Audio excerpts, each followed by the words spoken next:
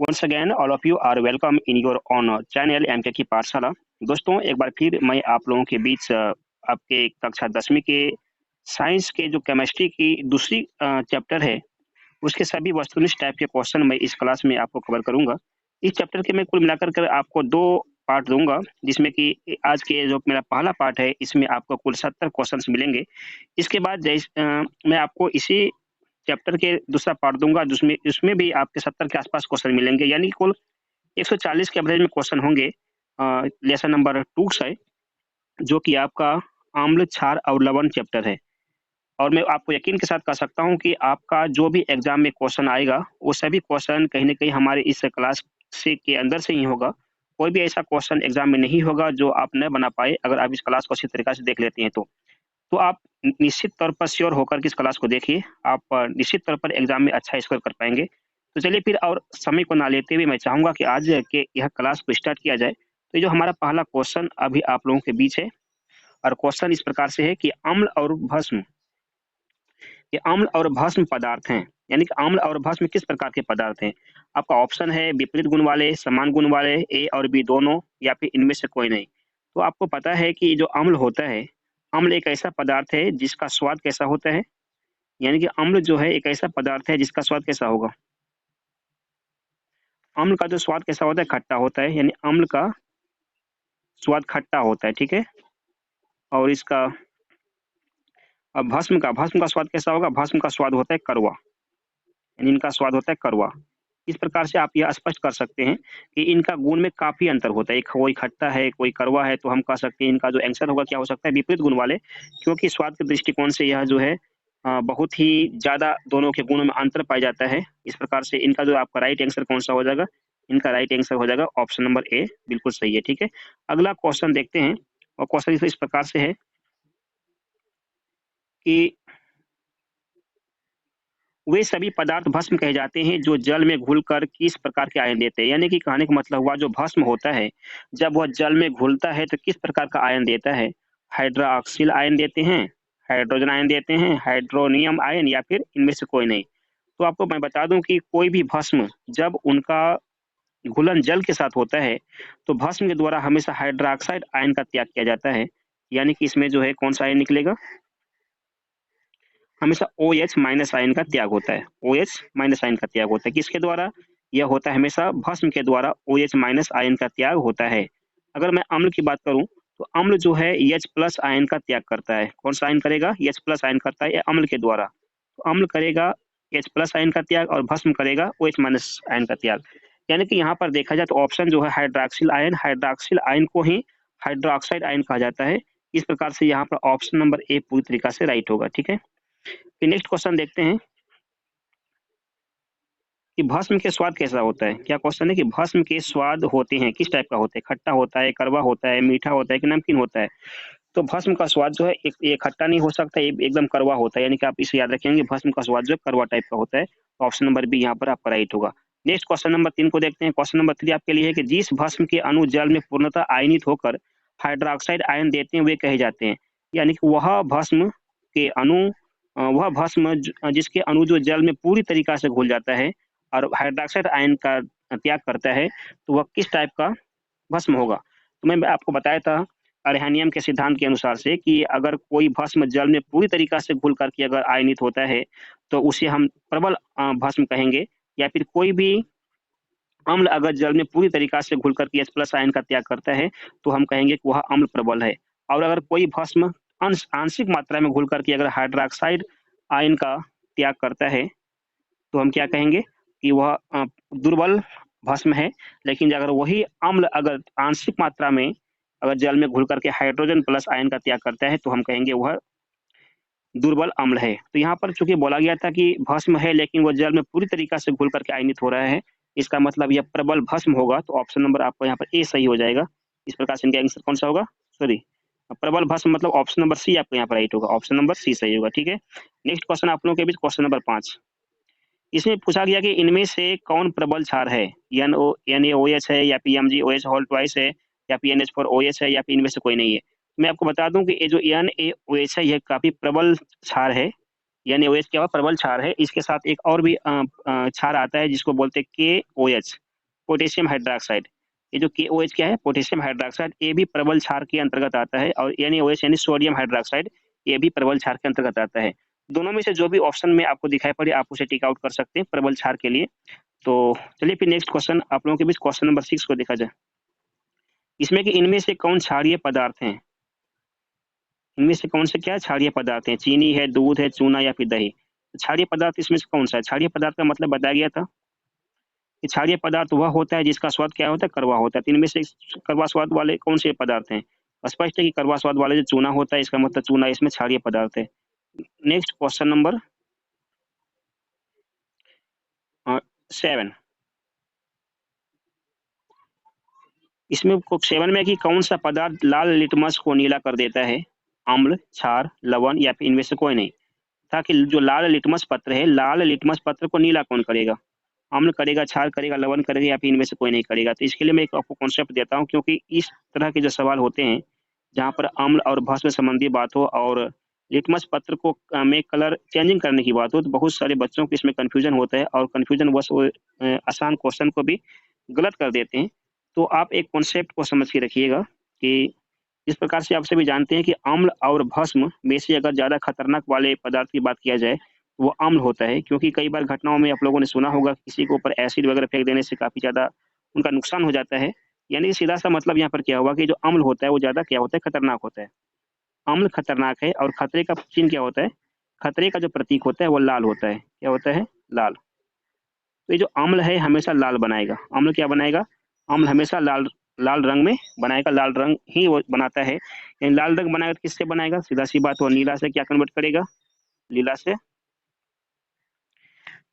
नीला से लाल रंग में बनाएगा। इसका मतलब हो गया कि अगर कोई लिटमस पत्र नीला रंग से लाल रंग में कन्वर्ट हो रहा है, तब हम समझ जाएंगे कि वह जो पदार्थ है जिनसे ऐसा हुआ वह अम्ल है, क्योंकि लाल रंग का इसमें निर्माण हुआ है। लेकिन इस क्वेश्चन में क्या पूछा गया था? इस क्वेश्चन में दिया गया था कि इस क्वेश्चन में था कि वह कौन सा पदार्थ है जो कि लाल लाल लिटमस पत्र को क्या करेगा? नीला कर देता है। इसका मतलब नीला करता है तो लाल तो नहीं कर रहा है, इसका मतलब इसका आंसर क्या हो सकता है? अम्ल तो नहीं हो सकता। अम्ल नहीं होगा तो दूसरा ऑप्शन क्या बच गया? भस्म या क्षार। यानी कि आपका ऑप्शन नंबर क्या होगा? बी इसमें राइट होगा। ठीक है, नेक्स्ट क्वेश्चन है क्वेश्चन नंबर 8। इसमें दिया जा रहा है कि वह निम्न में कौन भस्म नहीं है? क्या है? निम्न में कौन भस्म नहीं है? CaO, NaOH, NaCl, Na2CO3। तो CaO एक प्रकार से क्षारीय है, NaOH भी एक प्रकार से क्षार है, और Na2CO3 एक प्रकार से क्या हो गया? ये भी क्षार के अंतर्गत में आएगा। तो इसमें कौन सा भस्म नहीं है का कहने का मतलब हुआ NaCl, जो एक प्रकार से क्या है, एक प्रकार से लवण है, क्योंकि NaCl जो होता है एक प्रकार से क्या है, इससे हम नमक का दर्जा देते हैं, नमक का रासायनिक नाम हो गया NaCl, सोडियम क्लोराइड। तो नमक जो है यह लवण के अंतर्गत में आता है। इस प्रकार से इनका आंसर कौन सा राइट हो जाएगा? इनका आंसर जो है ऑप्शन नंबर सी इनका सही है। ठीक है, अगला क्वेश्चन आप लोगों के बीच है क्वेश्चन नंबर 8। इसमें पूछा गया कि निम्न में कौन प्रबल भस्म है? प्रबल भस्म इसमें से कौन सा है? तो मैंने पिछला क्वेश्चन में आपको बताया था कि प्रबल भस्म के अंतर्गत में अगर NaOH आता है या फिर KOH आता है, दोनों में जो भी आएगा दोनों ही काफी शक्तिशाली या फिर प्रबल भस्म के उदाहरण है। यानी कि यहाँ पर जो आपका ऑप्शन नंबर कौन सा सही हो जाएगा? ऑप्शन नंबर बी राइट होगा। प्रबल भस्म कौन है? तो KOH यानी पोटेशियम हाइड्रोक्साइड है। नेक्स्ट क्वेश्चन आप लोग के बीच क्वेश्चन नंबर 10। क्वेश्चन 10 में बताया गया है कि जल में घुलनशील भस्म क्या कही जाती है? यानी कि वह भस्म जो जल में पूरी तरीका से घुल जाते हैं, उस भस्म का क्या नाम होता है? तो क्षार का परिभाषा मैंने लिखा था कि क्षार किसे कहते हैं। क्षार के बारे में बताया गया था कि एक ऐसा भस्म जो जल में पूरी तरीका से घुल जाता है उसे ही क्षार कहते हैं। यानी कि यहाँ पर आपका आंसर कौन सा हो जाएगा? आंसर ए आ जाएगा। यानी कि जल में पूरी तरीका से घुल जाने वाले भस्म को हम क्षार कहते हैं। ठीक है, ऑप्शन नंबर ए यहाँ पर राइट होगा। फिर क्वेश्चन नंबर 11। 11 नंबर क्वेश्चन में पूछा गया कि वे पदार्थ जिनके स्वाद खट्टे होते हैं और जो नीले लिटमस के घोल को लाल बनाता है कहा जाता है? क्या कहा जाता है? यानी कि अभी अभी मैंने आपको बताया था कि अगर वह कोई पदार्थ अगर लाल रंग को बनाता है तो इसका मतलब क्या हो गया? वह लाल, चूंकि खतरा का प्रतीक है और खतरा खतरा को ही पैदा करेगा, तो इसीलिए हम कहेंगे कि वह अम्ल है, क्योंकि अम्ल भी खतरनाक होते हैं और लाल रंग भी खतरे का पहचान है। यानी कि वह कौन सा पदार्थ हो सकता है? तो अम्ल हो सकता है। तो यहाँ पर कौन सा अम्ल वाला ऑप्शन है? ऑप्शन अम्ल वाला सी है। यानी कि आपका 11 का सी नंबर ऑप्शन सही होगा। Next question number 12। इसमें है कि क्या सभी क्षारक क्षार हो सकते हैं? तो बताएं कि कौन सा क्षारक क्षार होगा? बोला गया क्षारक का मतलब होता है भस्म। क्षारक का मतलब क्या होता है? क्षारक का मतलब होता है भस्म। तो बोला कि मैंने बताया था कि वही भस्म क्षार होगा या फिर वही क्षारक क्षार होगा जो जल में पूरी तरीका से क्या होता है? घुल जाता है। इसमें जल में पूरी तरीका से कौन सा घुलेगा? इसके लिए ऑप्शन यहाँ पर देखा जाए तो ऑप्शन नंबर यहाँ पर जो है जल में घुलनशील क्षारक हो, ऑप्शन नंबर बी सही हो रहा है, जो कि जल में पूरी तरीका से क्या होता है? घुलनशील होता है। यानी जल में जो घुलनशील क्षारक होगा उसी को क्या कहेंगे? उसी को हम क्षार कह सकते हैं। यानी कि यहाँ पर ऑप्शन नंबर आपका बी सही होगा। नेक्स्ट क्वेश्चन आप लोगों के लिए बीच, कोई विलयन अंडे के पिसे हुए कवच से अभिक्रिया कर एक गैस उत्पन्न करता है जो चूने के पानी को दूधिया कर देता है। तो इस विलयन में क्या है? यानी कि कोई ऐसा विलयन है, कोई ऐसा द्रव्य है जिससे अगर हम चूने के सॉरी अंडे के पीसे हुए कवच से अगर अभिक्रिया करवाते हैं तो उनसे गैस उत्पन्न होता है। उस गैस से अगर हम चूने के पानी में प्रभावित कर दिया जाए तो उसका रंग कैसा होता है? दूधिया हो जाता है। यानी कि वह जो विलयन था जिसमें हम अंडे के कवच से अभिक्रिया करवाए थे, वह विलयन क्या चीज का था? तो वह विलयन जो होगा क्या चीज का होगा? वह विलयन हाइड्रोक्लोरिक अम्ल का होगा। यानी कि यहाँ पर आपका आंसर जो है ऑप्शन नंबर बी वाला होगा, HCl। नेक्स्ट क्वेश्चन आप लोगों के बीच है कि निम्नलिखित में कौन विजातीय यौगिक है? विजातीय यौगिक कौन है? चूना पत्थर है, खरिया है, संगमरमर है या फिर प्लास्टर ऑफ पेरिस है? तो विजातीय यौगिक जो है एक प्लास्टर ऑफ पेरिस होता है, आप इसे याद रखेंगे। विजातीय यौगिक कौन है? Plaster of Paris. Next question आप लोगों के बीच है कि सांद्र अम्ल या क्षारक को जल के साथ मिश्रित करना किस प्रकार की अभिक्रिया है? यानी कि अम्ल और फिर क्षारक को अगर जल के साथ मिलाते हैं तो इस जो मिलाने की प्रक्रिया है उसके दौरान जो अभिक्रिया होती है तो वो किस प्रकार की अभिक्रिया होती है? उष्माशोषी होती है, उष्माक्षेपी है, अवक्षेपण है या फिर अपचयन है? तो आपको पता होगा कि जब भी अम्ल को जल के साथ मिलाती है तो उससे काफी मात्रा में उष्मा की प्राप्ति होती है, उष्मा का उत्सर्जन होता है। और ऐसी अभिक्रिया जिसमें उष्मा का उत्सर्जन हो उसे कहते हैं उष्माक्षेपी अभिक्रिया। यानी कि यहाँ पर जो 15 नंबर का आंसर आपका ऑप्शन नंबर बी सही होगा, उष्माक्षेपी। नेक्स्ट क्वेश्चन आप लोगों के बीच क्वेश्चन नंबर 16। इसमें बोला गया कि किसी अम्ल की धातु के साथ अभिक्रिया के फलस्वरूप कौन सी गैस बनेगी? यानी कि जब किसी धातु में किसी अम्ल की अभिक्रिया होती है तो कौन सी गैस का निर्माण होता है? तो आप एक कॉन्सेप्ट याद रखेंगे, यानी कि धातु धातु प्लस अम्ल, यानी किसी भी धातु के साथ जब अम्ल सॉरी किसी भी धातु के साथ जब क्या होगा, जब अम्ल का अभिक्रिया होगा तो हमेशा क्या निकलेगा इससे? इसी H2 गैस का निर्माण होता है। ठीक है, H2 गैस का निर्माण होगा, हाइड्रोजन गैस का निर्माण होगा। तो यहाँ पर कौन सा ऑप्शन सही हो जाएगा इस बेस पे? इस बेस पे देखा जाए तो आपका ऑप्शन नंबर यहाँ पर सी राइट होगा, हाइड्रोजन गैस। तो यहाँ पर आंसर क्या हो जाएगा? हाइड्रोजन गैस आंसर हो जाएगा। ठीक है, अगला क्वेश्चन आप लोगों के बीच क्वेश्चन नंबर 17। क्वेश्चन नंबर 17 में है कि सिरका में कौन सा अम्ल पाया जाता है? लैक्टिक अम्ल है, मेथेनोइक अम्ल, साइट्रिक अम्ल या फिर एसेटिक अम्ल?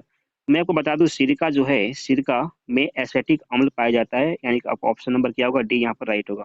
सिरका में एसेटिक अम्ल पाया जाता है, यहाँ पर डी आपका सही होगा।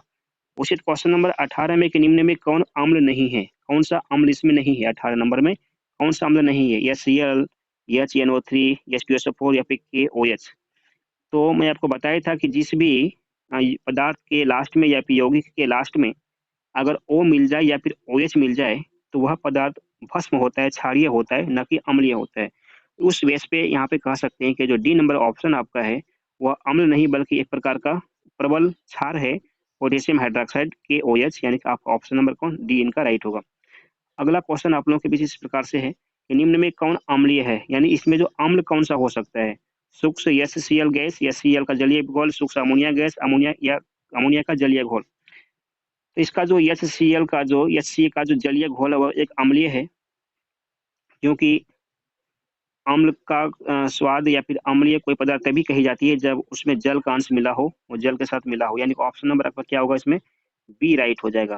Question number 20। क्वेश्चन नंबर 20 इस प्रकार से है कि निम्न में कौन दुर्बल अम्ल है? दुर्बल अम्ल इसमें से कौन सा? HCl है, HNO3 है, H3SO4 है, CH3COOH है? यहाँ पर ऑप्शन नंबर आपका डी होगा। दुर्बल अम्ल कौन सा है? डी है, CH3COOH यानी एसेटिक अम्ल। ठीक, ये क्या चीज का सूत्र है? ये जो सूत्र हुआ ये एसेटिक अम्ल का सूत्र हुआ, एसिटिक अम्ल, एसिटिक अम्ल। ठीक है, एसेटिक अम्ल का सूत्र है, अम्ल है। अब यहाँ पर हम अगला क्वेश्चन देखते हैं, क्वेश्चन नंबर 21। इसमें पूछा गया है कि कुछ ऐसे पदार्थ होते हैं जिनकी गंध अम्लीय या क्षारकीय माध्यम में बदल जाते हैं। ऐसे पदार्थों को किस प्रकार का सूचक कहा जाता है? यानी कि कुछ ऐसा पदार्थ होता है जिसमें अगर हम अम्ल और या फिर भस्म से प्रभावित करें तो उनका गंध में परिवर्तन होता है। तो गंध में परिवर्तन होने वाले जो भी पदार्थ होते हैं उसे हम कहते हैं गंधीय सूचक, यानी कि ऑप्शन नंबर यहाँ पर बी राइट होगा। यानी कि उसमें उसके गंध में परिवर्तन होने की वजह से हम जान पाएंगे कि कोई पदार्थ अम्ल है या फिर क्षारीय है, यानी वह उनके गंध के माध्यम से हम पता करते हैं। तो ऐसे पदार्थ को हम बोलते हैं गंधीय सूचक पदार्थ, यानी कि हम यहाँ पर answer option number B right होगा। क्वेश्चन नंबर 22, इसमें धातुओं कार्बोनेट और बाइकार्बोनेट पर अम्ल की अभिक्रिया से कौन सा गैस उत्सर्जित होता है? Hydrogen gas, carbon dioxide gas, oxygen gas या फिर जल गैस? तो धातुओं के कार्बोनेट या फिर बाइकार्बोनेट पर अम्ल की अभिक्रिया से कौन सा गैस उत्पन्न होगा? तो इससे पहले मैं बताया था कि धातुओं के साथ अगर अम्ल की अभिक्रिया होती है, यानी धातुओं के साथ जब अम्ल की अभिक्रिया होती है तो ऐसा कंडीशन में हाइड्रोजन गैस का निर्माण होता है। लेकिन यहाँ पर क्वेश्चन धातुओं के साथ नहीं करवाया जा रहा है, बल्कि धातुओं के कार्बोनेट और धातुओं के बाइकार्बोनेट पर अगर अम्ल की अभिक्रिया होगी तो यहाँ पर हाइड्रोजन गैस, गलती से मत मारना, यहाँ पर आपका आंसर कार्बन डाइऑक्साइड गैस होगा, यानी ऑप्शन नंबर बी आपको यहाँ पर राइट होगा। तो आप इसे याद रखेंगे कि धातुओं के कार्बोनेट वाली बात हो या फिर बाइकार्बोनेट वाली बात हो, अगर इनमें से अम्ल की अभिक्रिया होती है तो यहाँ पर हाइड्रोजन गैस आंसर ना होकर के कार्बन डाइऑक्साइड गैस होगा, यानी कि कार्बोनेट और बाइकार्बोनेट प्लस अम्ल मिलकर क्या बनाएगा? कार्बन डाइऑक्साइड गैस का निर्माण करता है। इस प्रकार से ऑप्शन नंबर यहाँ पर बी आपका राइट हो जाएगा। नेक्स्ट क्वेश्चन आप लोगों के बीच, गंधीय सूचक से गंध परिवर्तन द्वारा किन किन पदार्थों की उपस्थिति दर्शाई जा सकती है? यानी गंधीय सूचक के द्वारा हम कौन कौन से पदार्थों की पहचान कर सकते हैं, ठीक है? तो 23 नंबर का आपका आंसर होगा इनमें से किसी का भी नहीं, यानी कि अम्लीय या क्षारीय या फिर उदासीन इत्यादि पदार्थों में से किसी भी पदार्थ की जानकारी हम गंधीय सूचक के माध्यम से नहीं निकाल सकते हैं, ठीक है? आपका क्वेश्चन नंबर 24, क्वेश्चन इसमें है कि सार्वत्रिक सूचक शुद्ध जल में कौन सा रंग देता है? सार्वत्रिक सूचक शुद्ध जल में कौन सा रंग देता है? लाल, हरा, नीला या फिर बैंगनी? यानी सार्वत्रिक सूचक वह सूचक जो सभी, सार्वत्रिक सूचक भी एक प्रकार से पदार्थ है जिसे अगर जल में घोल दिया जाए तो जल का रंग कैसा होगा? तो जल का रंग क्या होगा? इसमें हरा हो जाएगा। आप इसे याद रखेंगे, सार्वत्रिक सूचक जो है शुद्ध जल को कैसा करता है? हरा रंग में परिवर्तित कर देता है, यानी ऑप्शन नंबर बी आपका यहाँ पर सही होगा। अगला क्वेश्चन, क्वेश्चन नंबर 25 में बोला कि तांबे के बर्तन में खट्टे खाद्य पदार्थ क्यों नहीं रखने चाहिए? मतलब तांबे के बर्तन में जो है अगर कोई खट्टे खाद्य पदार्थ है तो उसे उस बर्तन में नहीं रखा जाता है। ऐसे आखिर इसका क्या रीजन है, क्यों ऐसा करते हैं? ऑप्शन आपका इस प्रकार से है कि तांबा खाद्य पदार्थों को दूषित कर देता है। नेक्स्ट, खट्टे पदार्थों में अम्ल होते हैं जो तांबे से अभिक्रिया कर पदार्थ को दूषित कर देते हैं। Option number C, option number C आपका है, तांबा जीवाणुओं को नष्ट कर देता है। ऑप्शन डी, इनमें से कोई नहीं। तो इनमें से कौन सा आपका आंसर हो सकता है? तो आपका आंसर होगा कि खट्टे पदार्थों में जो है अम्ल होते हैं और जो तांबे से अभिक्रिया कर पदार्थ को क्या करते हैं? दूषित कर देते हैं। तो मैं बताया था कि अगर अम्ल के साथ अगर कोई धातु अभिक्रिया करती है उससे हाइड्रोजन गैस का निर्माण होता है जो कि उसमें रखे गए जो भी सामान है, जो भी पदार्थ हैं उनको नुकसान कर देता है। इसी वजह से जो है तांबे के बर्तन में खट्टे पदार्थों को नहीं रखा जाता है, यानी कि यहाँ पर जो आपका आंसर होगा ऑप्शन नंबर बी राइट होगा। नेक्स्ट क्वेश्चन नंबर 26, इसमें है कि चूना जल में CO2 प्रभावित करने पर श्वेत अवक्षेप बनता है। यह श्वेत अवक्षेप है क्या चीज का? यानी चूना जल में जब भी कार्बन डाइऑक्साइड गैस यानी CO2 गैस प्रभावित किया जाए तो उसमें एक श्वेत अवक्षेप यानी श्वेत टाइप का जो एक प्रकार से क्या बनेगा, एक कोई ठोस प्राप्त हो जाता है। यह आखिर क्या चीज का है? तो यह जो है कैल्शियम कार्बोनेट का होता है, यानी कि संगमरमर का बन जाता है। कैल्शियम कार्बोनेट जो होता है CaCO3, यानी कि यहाँ पर आंसर आपका क्या चीज का हो जाएगा? ऑप्शन नंबर सी हो जाएगा, कैल्शियम कार्बोनेट के लिए। ठीक है, तो अब क्वेश्चन नंबर आप लोगों के लिए 27, जिसमें पूछा गया है कि इसमें जो है सोडियम कार्बोनेट एवं सोडियम बाइकार्बोनेट पर हाइड्रोक्लोरिक अम्ल की अभिक्रिया से कौन सी गैस मुक्त होती है? सोडियम कार्बोनेट यानी सोडियम एक प्रकार का क्या धातु है, और कार्बोनेट क्या है? कार्बोनेट बताया था कि किसी भी धातु की चाहे कार्बोनेट हो या फिर किसी भी धातु का चाहे बाइकार्बोनेट हो, दोनों ही कंडीशन में अगर अम्ल के साथ अभिक्रिया करवाई जाए, हाइड्रोक्लोरिक क्या है? एक प्रकार से अम्ल है, तो हमेशा कौन सी गैस निकलेगा? तो ऐसा कंडीशन में कार्बन डाइऑक्साइड गैस का निर्माण होता है, यानी कि यहाँ में आपका 27 नंबर का ऑप्शन नंबर ए सही होने वाला है, कार्बन डाइऑक्साइड गैस।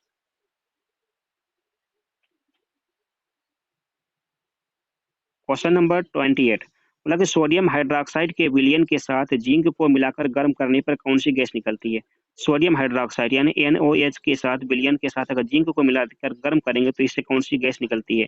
तो इसमें आपका ऑप्शन नंबर कौन सा सही हो सकता है। हाइड्रोजन गैस होगा या फिर नाइट्रोजन गैस होगा, ऑक्सीजन गैस होगा या फिर ब्रोमीन गैस होगा। तो सोडियम हाइड्रोक्साइड के साथ अगर क्या करेंगे, जिंक को अगर हम अभिक्रिया करवाते हैं तो ऐसा कंडीशन में हाइड्रोजन गैस का निर्माण होता है। तो ऑप्शन नंबर आपका ए यहाँ पर राइट होगा। अगला क्वेश्चन आप लोगों के बीच है कि निम्न में कौन सा कथन सही है, या निम्न में कौन सा कथन सही है। धातु की कथन है आपके इस प्रकार से। ऑप्शन नंबर ए कि धातु के ऑक्साइड अम्लीय होते हैं। ऑप्शन बी धातु के ऑक्साइड क्षारीय होते हैं। ऑप्शन सी धातु के ऑक्साइड भस्मीय होते हैं। ऑप्शन डी धातु और अधातु के ऑक्साइड अम्लीय। जो अधातु होता है क्या होता है, जो भी अधातु होता है, अधातु का ऑक्साइड क्या होगा, अधातु का ऑक्साइड अम्लीय होता है। यानी अधातु का जो होता है कैसा ऑक्साइड होता है, अधातु का ऑक्साइड जो होगा, अधातु का ऑक्साइड जो होता है अम्लीय होता है, यानी अम्ल वाला होगा इनका ऑक्साइड। किसके लिए है, ये अधातु का ऑक्साइड अम्लीय होता है, अम्लीय होता है। उस बेस पे अगर हम इसको निकालें कि अगर अधातु का ऑक्साइड अम्लीय होता है तो धातु का ऑक्साइड भस्मीय होगा, सीधा सी बात है। तो धातु की ऑक्साइड तो अम्लीय नहीं हो सकता है, यानी ऑप्शन नंबर ए भी यहाँ पर क्या होगा, सही नहीं होगा, कट जाएगा। फिर अगर अधातु का ऑक्साइड अम्लीय है तो अधातु का ऑक्साइड यहाँ पर क्षारीय लिखा हुआ है, तो ये भी ऑप्शन नहीं हो सकता है। ठीक है, धातु के ऑक्साइड बोला भस्मीय होते हैं, धातु के ऑक्साइड भस्मीय, यहाँ पर बोला गया था कि अधातु अम्लीय होगा तो धातु तो भस्म ही होगा, यानी कि ऑप्शन नंबर यहाँ पर सी आपका सही होगा। ठीक है, धातु और अधातु के ऑक्साइड अम्लीय होते हैं, दोनों का तो अम्लीय नहीं हो सकता। तो यहाँ पर एक ये भी कथन ऑप्शन नंबर डी गलत है। यहाँ पर आपका 29 नंबर का ऑप्शन नंबर सी आपका राइट होगा। ठीक है, चलिए नेक्स्ट क्वेश्चन देखते हैं। नेक्स्ट क्वेश्चन आप लोगों के पास इस प्रकार से है कि हल्दी, लिटमस पत्र आदि किस प्रकार का सूचक है। प्राकृतिक है, संश्लेषित है, प्राकृतिक एवं संश्लेषित दोनों है, या फिर इनमें से सभी उत्तर सही है।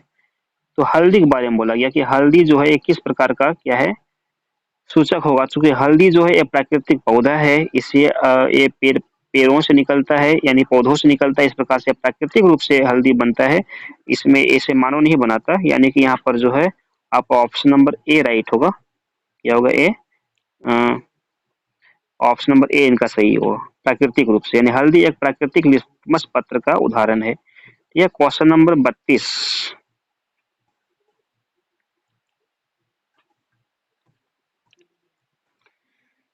चलिए, तो 32 में क्वेश्चन है कि खाद्य पदार्थों के डब्बों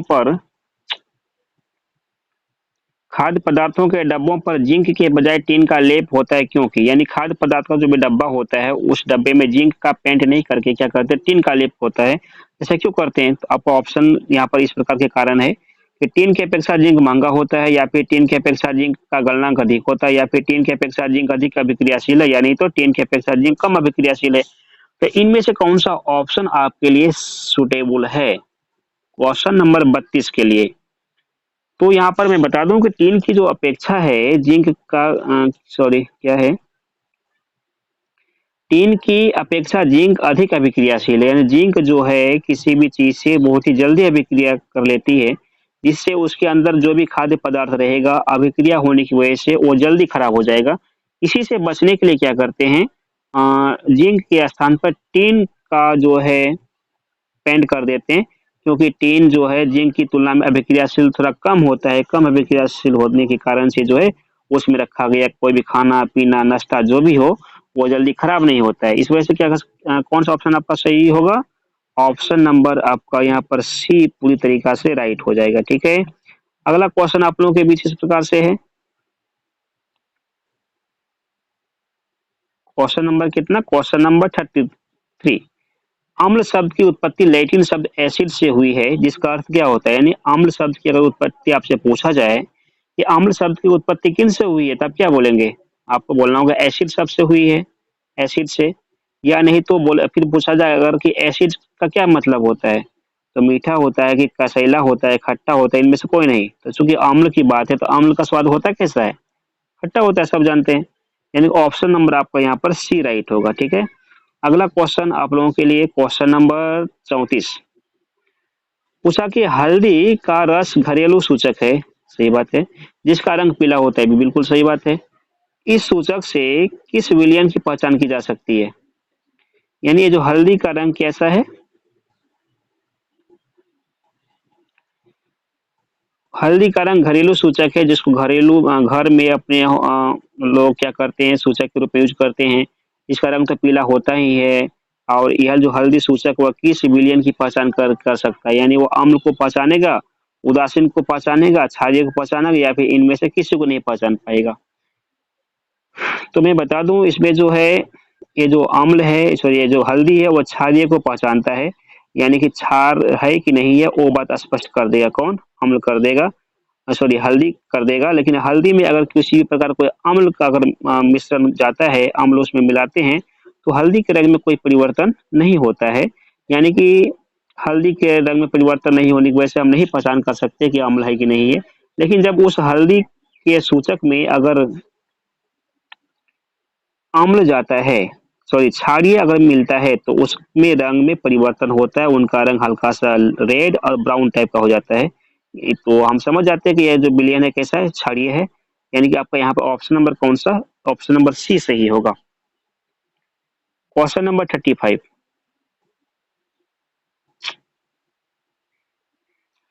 इसमें कि चुकंदर का रस बैगनी रंग का घरेलू सूचक है, क्षारीय विलयन में इसका रंग कैसा होगा? चुकंदर का रंग कैसा है? चुकंदर का रंग सॉरी चुकंदर का रस बैगनी रंग का घरेलू सूचक है, क्षारीय विलयन में इसका रंग कैसा होगा? यानी चुकंदर के रस में अगर हम क्षारीय रंग दे देते हैं तो उनका जो बैगनी रंग था वह किस रंग में परिवर्तन हो जाएगा? तो बैगनी जो रंग है वो नारंगी रंग में परिवर्तन हो जाएगा। यानी ऑप्शन नंबर यहाँ पर आपका सी राइट होगा, नारंगी रंग। ठीक है, ऑप्शन नंबर सी आपका सही होगा। क्वेश्चन नंबर 36 लेते हैं और 36 से पूछा गया कि इनमें से कौन उदासीन पदार्थ है? चीनी, टूथपेस्ट, सिरका या फिर टमाटर का रस? उदासीन इनमें से कौन सा है ना? तो टूथपेस्ट तो आपको पता है कि टूथपेस्ट में जो क्षारीयता होता है जिस वजह से दांतों की रक्षा होती है, दांतों की जो अम्लीयता है उसे हटाने के लिए हम रोज सुबह में इधर से उधर मारते रहते हैं दांतों में। यानी कि वहाँ पे क्या करते हैं जो अम्लीय की वजह से जो भी दांतों में खराबी होती है उसे पेस्ट के यूज करने से क्या होता है वो अम्लीयता हट जाती है और दांत की रक्षा होती है। यानी कि कहीं ना कहीं टूथपेस्ट में क्षारीयता का मात्रा होती है। और सिरका को पता है तो सिरका में तो पता है एसिटिक अम्ल पाया जाता है तो ये तो एक प्रकार से अम्ल ही हुआ। टमाटर का रस, टमाटर को खाने पे आपको पता होगा तो खटूस लगता है, यानी कि इनका रस तो खट्टा होता ही है, यानी कि यहाँ पर भी अम्ल की मात्रा होती है। तो आपका ऑप्शन कौन सा बच गया? चीनी। चीनी को खाने पर कहीं पर भी खट्टे वाली बात नहीं आती है। यानी कि कौन सा उदासीन पदार्थ है? तो चीनी है। चीनी न तो क्षारीय है न तो उदासीन है, सॉरी न तो अम्लीय है। यानी कि चीनी जो है यह क्या बनेगा? यह जो उदासीन पदार्थ के अंतर्गत आता है। तो यहाँ पर ऑप्शन नंबर आपका ए सही होगा, चीनी। ठीक है, चलिए नेक्स्ट क्वेश्चन देखते हैं। Question number 37। क्वेश्चन नंबर 37 इसमें है कि इनमें से कौन गंधीय सूचक है? गंधीय सूचक कौन है? प्याज है, लौंग का तेल है, वनीला है कि इनमें से सभी है? तो गंधीय सूचक जो है इसमें प्याज हो सकता है। क्या होगा? सॉरी, गंधीय सूचक लौंग का तेल है। कौन है? लौंग का तेल। या फिर लौंग भी आएगा तो लौंग भी हो जाएगा, यानी नहीं तो लौंग का तेल है तो लौंग का तेल भी हो जाएगा। लौंग का तेल जो यहाँ पर गंधीय सूचक के श्रेणी में आता है, तो यानी इसका आंसर ऑप्शन नंबर बी आपका राइट होगा। Question number 38। इसमें कि धात्विक ऑक्साइड को किस प्रकार का ऑक्साइड कहा जाता है? मैंने आपको बताया था कि जो अधात्विक ऑक्साइड है, अधातु का जो ऑक्साइड होता है वो अम्लीय होता है, तो धात्विक ऑक्साइड क्या हो गया? तो धात्विक ऑक्साइड उनका अपोजिट होगा। अगर अधातु का अम्लीय होता है तो धातु का क्या होगा? धातु का क्षारीय होगा। यानी ऑप्शन नंबर आपको यहाँ पर कौन सा सही होगा? ऑप्शन नंबर डी आपका राइट होगा। नेक्स्ट क्वेश्चन आप लोगों के बीच है कि अधात्विक ऑक्साइड को क्या कहते हैं? यानी जो ऑक्साइड अधातु होते हैं उनको क्या कहते हैं? अधात्विक ऑक्साइड या फिर अधातु के ऑक्साइड को तो अम्लीय ऑक्साइड कहा गया था। यानी 39 का ऑप्शन नंबर क्या सही होगा? ऑप्शन नंबर सी आपका सही होगा। 39 का ऑप्शन नंबर सी।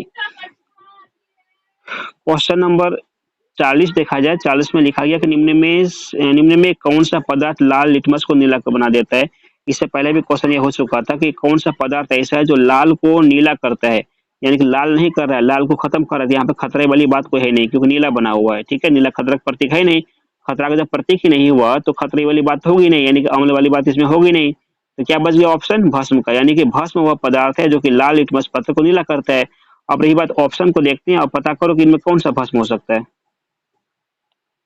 इसमें कौन सा भस्म है। यह सूक्ष्म HCl गैस, अमोनिया का घोल, नाइट्रिक अम्ल या फिर सोडा वाटर। ठीक है, कौन सा इसमें भस्म होगा। तो 40 का ऑप्शन नंबर बी सही होगा, अमोनिया का घोल। अमोनिया का जो घोल है वो एक प्रकार का भस्मीय पदार्थ है, यानी कि यहाँ पर आपका 40 नंबर का बी नंबर ऑप्शन सही हो जाएगा। भस्मीय पदार्थ कौन है, तो अमोनिया का घोल है, सॉरी अमोनिया का घोल है। तो आपका क्वेश्चन नंबर 41 बोला कि अगर चूना में जल में अत्यधिक CO2 गैस प्रभावित की जाती है तो दुधिया रंग किस रंग में परिवर्तन हो जाता है। यानी कि चूना के जल में अगर अधिक मात्रा में या फिर उसमें हम कार्बन डाइऑक्साइड गैस को प्रभावित किया जाए तो यहाँ पर जो कार्बन डाइऑक्साइड गैस है क्या हो जाएगा, यह दुधिया रंग में परिवर्तित हो जाता है। यानी कि दुधिया रंग में जो परिवर्तित होगा तो किस रंग में परिवर्तन हो जाता है, तो श्वेत होगा कि पीला होगा, नीला होगा, हरा होगा। दूध का रंग तो चूंकि सादा ही होता है, तो सीधा सी बात है इसमें कौन सा परिवर्तन होगा, श्वेत परिवर्तन होगा। तो ऑप्शन नंबर बी आपका, सॉरी ए आपका यहाँ पर सही हो जाएगा। उसके बाद क्वेश्चन नंबर आते हैं 42 में।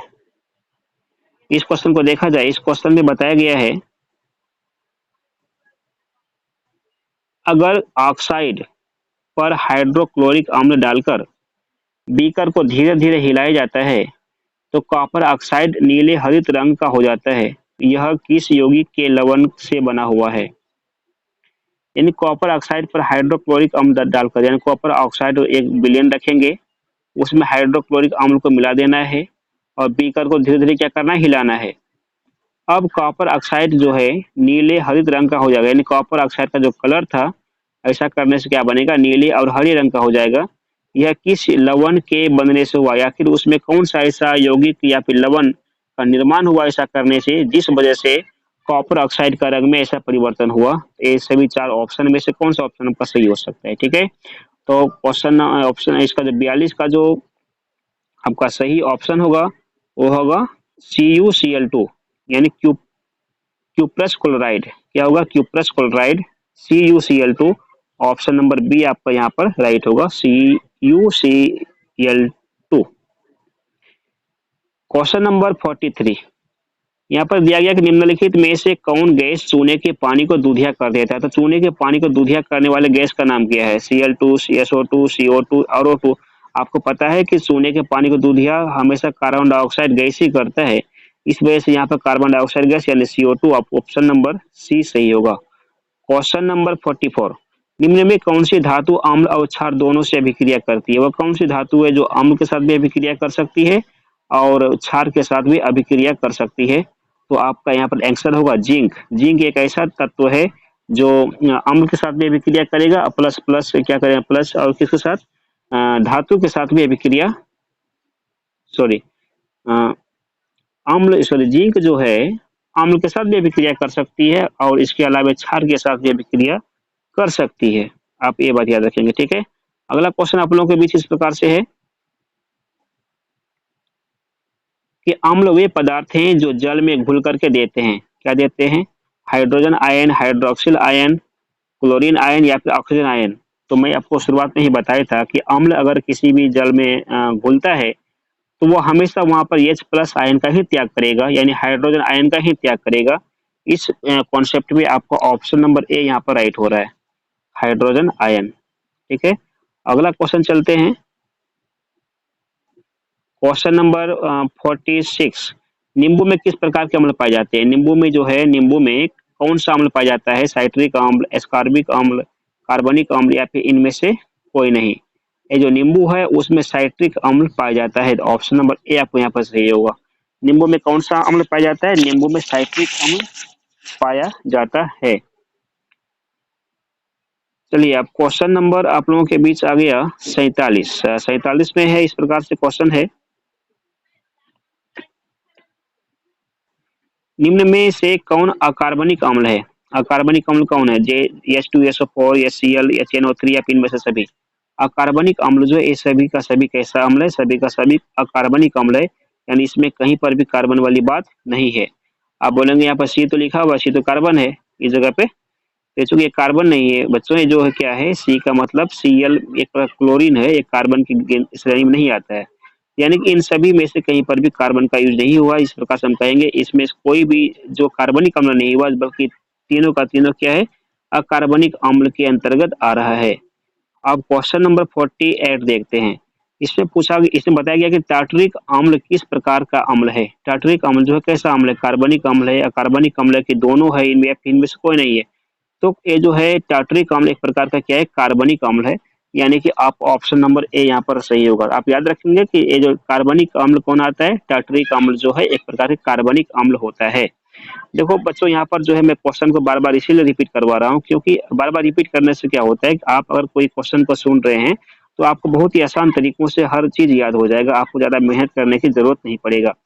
इसी वजह से मैं कभी कभी क्वेश्चन को क्या करता हूँ, जो थोड़ा क्रिटिकल टाइप का रहता है तो उसको मैं एक दो बार रिपीट कर देता हूँ, ताकि दिलो जहान में आपको एक क्वेश्चन अच्छी तरह से बैठ जाए, जिससे कि आप इसे जल्दी भूले नहीं। ठीक है, तो चलिए फिर देखते हैं क्वेश्चन नंबर कितना है, 49। इसमें बोला गया जिस अम्ल के जलीय विलयन में पर्याप्त हाइड्रोनियम आयन होते हुए क्या कहलाते हैं। दुर्बल अम्ल है, प्रबल अम्ल है, सामान्य अम्ल, या फिर इनमें से कोई नहीं। हाइड्रोनियम का मतलब होता है जो हाइड्रोजन आयन का जो निर्माण होता है जल में अम्ल घुलने की वजह से, उनकी मात्रा अगर सबसे ज्यादा हो गया, ज्यादा तभी होगा ना जब वो जल में पूरी तरीका से घुल करके आयनित होगा। और जल में अगर कोई अम्ल पूरी तरीका से घुल करके आयनित होता है, इसका मतलब वह कैसा हो गया, वह जो है प्रबल अम्ल के अंतर्गत में आता है। तो यहाँ पर 49 नंबर का आपका ऑप्शन क्या हो जाएगा, ऑप्शन नंबर बी होगा, प्रबल अम्ल। नेक्स्ट क्वेश्चन नंबर 50 देखा जाए। इसमें क्वेश्चन है कि इनमें से कौन दुर्बल अम्ल है। दुर्बल अम्ल मतलब कौन से थोड़ा कमजोर टाइप का अम्ल है। तो HCl, ये तो काफी पावरफुल अम्ल पता है आपको, बहुत ही भयानक अम्ल होता है HCl। H2SO4, सोडियम सल्फ्यूरिक अम्ल, सॉरी सल्फ्यूरिक अम्ल एक प्रकार से जो कि काफी खतरनाक होता है। दोनों का दोनों ही अम्ल, इसका मतलब दोनों ही अम्ल क्या है, काफी खतरनाक और काफी पावरफुल अम्ल है, काफी प्रबल अम्ल है। ये दोनों तो हो नहीं सकता। लास्ट ऑप्शन क्या बच गया आपका, ऑप्शन नंबर सी, ऑक्जेलिक अम्ल। ऑक्जेलिक अम्ल जो है जिसे हम कपड़ों के दाग धब्बे को हटाने में भी यूज करते हैं। यानी ऑप्शन नंबर सी आपका हो गया, जो कि थोड़ा सा दुर्बल टाइप का अम्ल होता है ये। क्वेश्चन नंबर अब आते हैं 51। इसमें है कि इनमें से कौन अम्लीय पदार्थ है। नारंगी का रस हुआ, धोने का सोडा, साबुन व बेकिंग सोडा। तो अम्लीय पदार्थ का मतलब होता है वह पदार्थ जो खाने में जिनका स्वाद कैसा हो, खट्टा हो।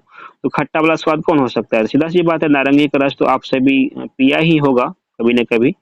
तो उनका स्वाद आपको पता हुआ, उनका स्वाद जो है खट्टा होता है। यानी कि यहाँ पर ऑप्शन नंबर आपका ए राइट हो जाएगा, नारंगी का रस।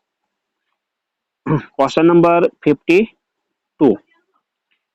इसमें है कि H2SO4 यानी कि जो सल्फ्यूरिक अम्ल है एक प्रबल अम्ल है। सही बात है, क्योंकि जलीय घोल में यह क्या करता है, यानी कि H2SO4 जो है प्रबल अम्ल है। प्रबल अम्ल किस वजह से हो गया, तो आर्हेनियम का नियम क्या कहता था कि अगर कोई अम्ल जल में पूरी तरीका से अगर घुल करके आयनित होता है तो उसे हम कहेंगे प्रबल अम्ल। तो उसी बेस पे अगर इनका ऑप्शन देखते हैं तो कौन सा ऑप्शन सही आ रहा है, तो पूर्णतः आयनित होता है। सही बात है, जो भी अम्ल पूरी तरीका से आयनित होगा, पूरी तरीका से जल में घुलेगा, तो वही तो प्रबल अम्ल होगा। यानी कि यहाँ पर ऑप्शन नंबर 52 का क्या हो जाएगा, 52 का ऑप्शन नंबर आपका ए राइट होगा, पूर्णतः आयनित होना। Question number 53। यानी OH CaOH होल ट्वाइस विलयन से विद्युत धारा के प्रवाह से कौन सी आयन मुक्त होती है।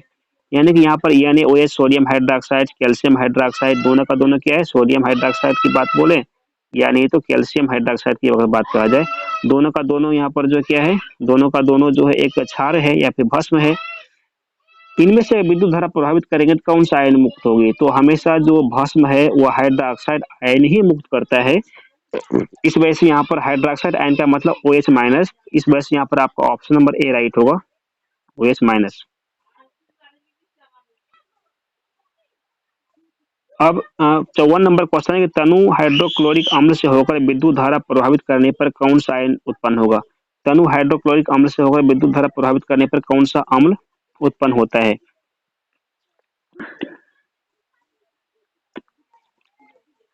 यानी कि अम्ल से होकर अगर धारा को प्रभावित किया जाए तो वहां से हमेशा क्या निकले, हाइड्रोजन गैस का निर्माण होता है। यानी ऑप्शन नंबर आपका यहाँ पर सी राइट हो जाएगा। तो हाइड्रोक्लोरिक अम्ल के साथ अगर हम क्या करते हैं, उसमें विद्युत धारा प्रभावित करेंगे तो वहां पर हाइड्रोजन गैस का निर्माण होगा। ऑप्शन नंबर सी आपका यहाँ पर राइट है। नंबर 55 है कि इसमें क्या जल की अनुपस्थिति में HCl एच उत्पन्न कर सकता है।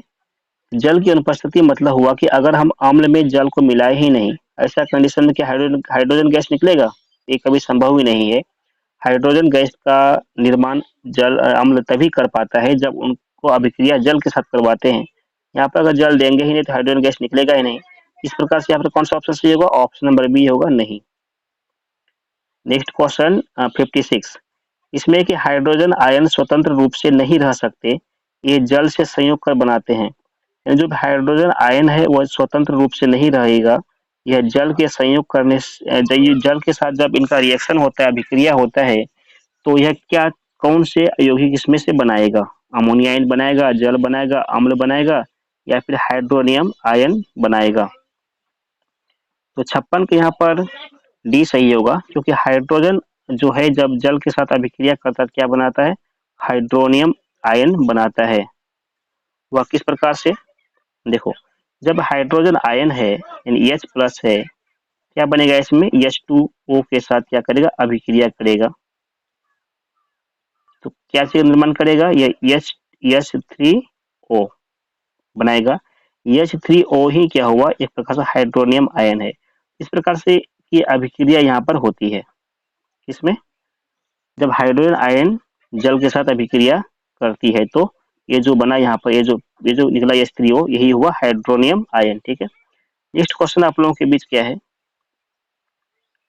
कि निम्न में कौन कथन निम्न में सही कथन को चुने। इन चार ऑप्शन में से कौन सा कथन आपका सही है? तो बोला गया कि अम्ल जो है जल में H प्लस आयन देते हैं और क्षार OH माइनस आयन देते हैं। बिल्कुल सही बात है। अम्ल जब जल में घुलेगा तो H प्लस आयन देते हैं और क्षार OH माइनस आयन देते हैं, यानी ऑप्शन नंबर आपको यहाँ पर पहला वाला ही सही हो जाएगा।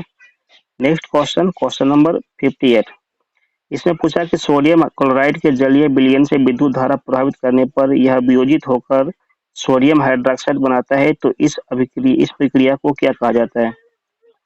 सोडियम क्लोराइड के जलीय विलयन में जब विद्युत धारा को प्रवाहित कर दिया जाए तो यह आपस में टूट जाएगा और इस प्रकार की अभिक्रिया और क्या बनाएगा? सोडियम हाइड्रोक्साइड का निर्माण करता है। तो इस प्रकार के अभिक्रिया को क्या कहा जाता है? इसको बोलते हैं क्लोर क्षार अभिक्रिया। कौन सी अभिक्रिया? क्लोर क्षार अभिक्रिया। ऑप्शन नंबर डी यहाँ पर सही है। क्वेश्चन 59 में कि जल में क्षार मिलाने पर हाइड्रोजन आयन की मात्रा में क्या परिवर्तन होता है? जब जल में क्षार को मिलाएंगे तो हाइड्रोजन आयन बढ़ती है, घटती है, कि स्थिर रहती है, कि इनमें से कुछ नहीं होता है। क्योंकि क्षार जो है यह क्या होता है? क्षार जो अम्ल का दुश्मन होता है और अम्ल जब जल में घुलेगा तो H प्लस H की जो मात्रा में वृद्धि होती है, लेकिन जब क्षार उसमें मिलेगा क्या होगा? H की मात्रा में घटेगी, उसी में कमी होगी। यानी सीधा सी बात है, इनका ऑप्शन नंबर आपका बी सही होगा। 59 का क्या हो गया? बी। यानी कि जब जल में क्षार घुलता है तो हाइड्रोजन आयन की मात्रा में कमी हो जाती है। चलिए क्वेश्चन नंबर 60, पूछा कि 1 लीटर शुद्ध जल में हाइड्रोजन आयन की मात्रा कितनी होती है?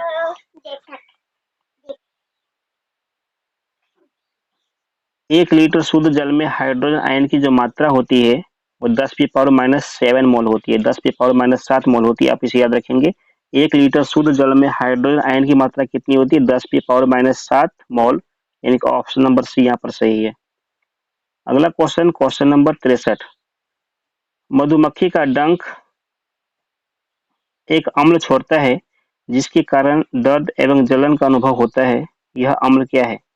यानी मधुमक्खी के डंक में किस प्रकार का अम्ल पाया जाता है? तो बता दूं कि मधुमक्खी का जो डंक होता है उसमें मेथेनोइक अम्ल पाया जाता है, जिस वजह से काफी दर्द का अनुभूति होती है। यानी यहाँ पर ऑप्शन नंबर आपका ए राइट होगा। मधुमक्खी हो या फिर कोई भी डंक मारने वाले चीज हो गया, बिच्छू हो गया,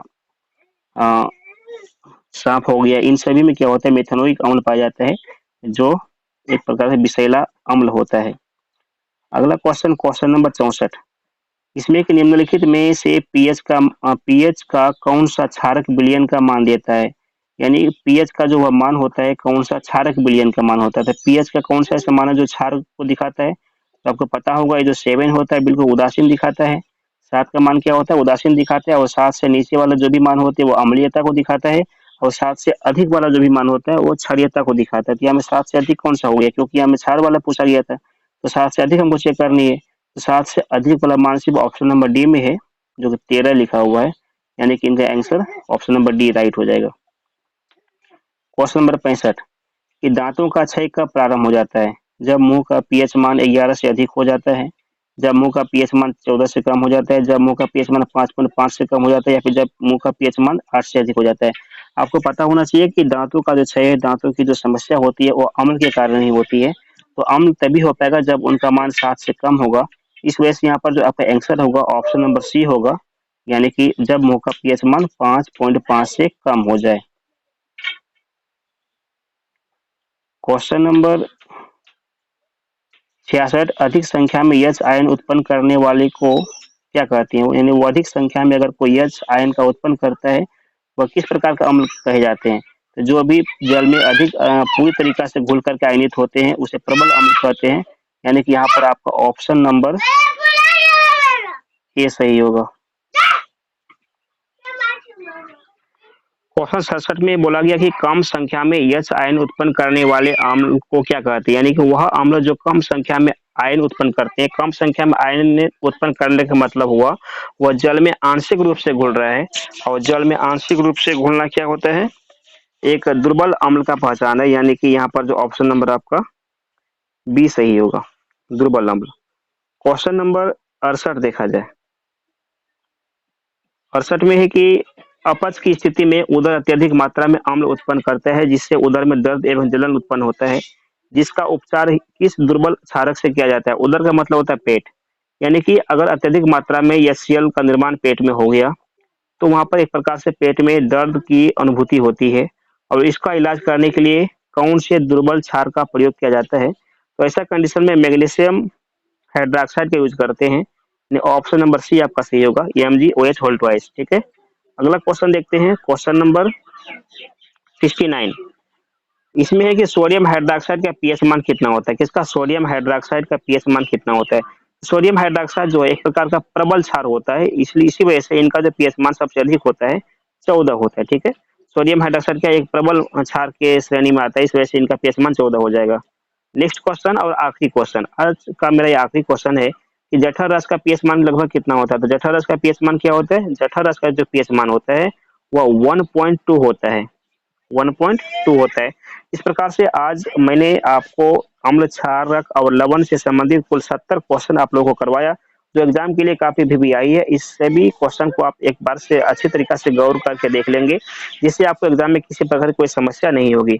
हाँ, आपसे मैं एक रिक्वेस्ट करना चाहूंगा कि इस क्लास को आप अपने फ्रेंड के पास अवश्य शेयर करें, ताकि अधिक से अधिक लोग इनसे जुड़ सके और इस क्लास से अपने रिजल्ट को बेहतर कर सके। और मैं आपसे रिक्वेस्ट करना चाहूंगा कि अपने फ्रेंड के पास तो शेयर अवश्य करें ही, साथ ही साथ अगर आपने अभी तक इस चैनल को सब्सक्राइब नहीं किया है तो आपसे रिक्वेस्ट है कि कृपया इस चैनल को सब्सक्राइब करके बेल नोटिफिकेशन को ऑन कर लें, ताकि जब भी क्लास में अपलोड करूं आपकी इसकी सूचना तुरंत मिल सके और आप हमारे किसी भी क्लास से वंचित न रह सके, जो आपके रिजल्ट के दृष्टिकोण से, आपके एग्जाम के दृष्टिकोण के लिए आपके लिए ज्यादा फायदेमंद होगी। तो चलिए फिर मिलते हैं इस क्लास के दूसरे पार्ट में और वस्तुनिष्ठ प्रश्न को लेकर के। तब तक के लिए धन्यवाद।